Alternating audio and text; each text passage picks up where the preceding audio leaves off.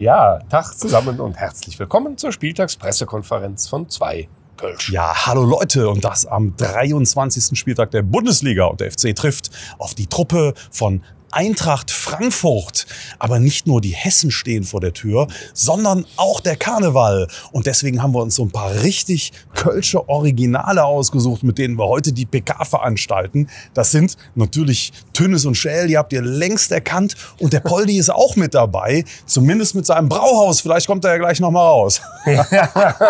Und da geht's nicht nur zum Prinzen, sondern auch zum Motto. Da geht nämlich ganz schnell. Wir haben Tünnes und Schäl gefragt, wie sie denn das Motto gestalten würden. Müssen wir nicht immer selber machen, ja? Der Tünnes sät, pass auf, ja.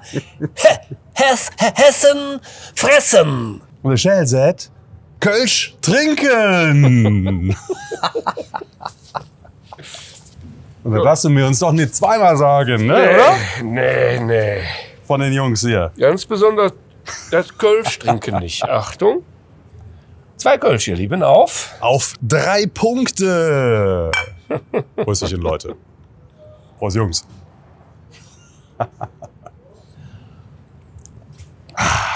Ja, wie schmecken uns die Hessen? Ja, eigentlich möchte man sagen, vielleicht doch nicht so gut, weil die Hessen ja nicht so doll sind gegen defensive Mannschaften und nicht so doll zu Hause. Jetzt sind wir offensiv und wir sind zu Hause. Also möchte man eigentlich sagen, schmeckt uns nicht, oder? Ja. Naja, aber was uns schmeckt, das ist die Anfälligkeit in der Abwehr bei der Eintracht. Ja, also Kollege Hinteregger, was der da seit jetzt ein paar Spieltagen veranstaltet. Hasebe ist ja verletzt, beziehungsweise es heißt, er käme jetzt doch kurzfristig zum Einsatz eventuell. Lassen wir uns mal überraschen. Aber ein 38-Jähriger kann uns natürlich eigentlich keine Angst einjagen.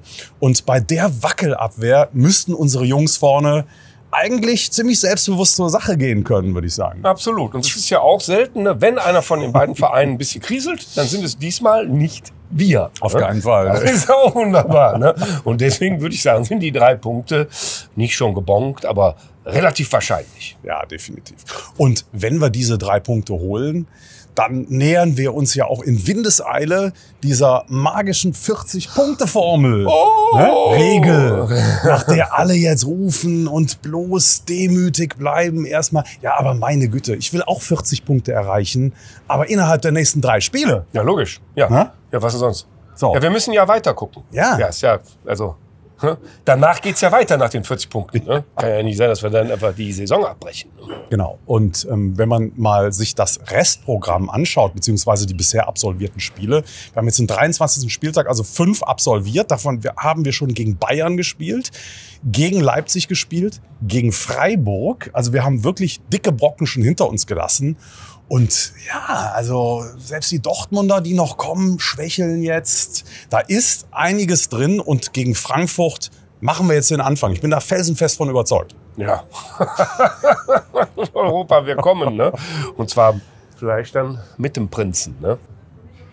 Und wusstet ihr eigentlich, warum die Nase von dem Tünnes so blank ist? Weil alle Welt, jeder, der hier vorbeikommt, daran reibt, weil das nämlich Glück bringen soll. Und deswegen reiben wir jetzt auch dran. Und das bringt ganz viel Glück für Samstag. Ja. Tschüss, Leute. Tschö.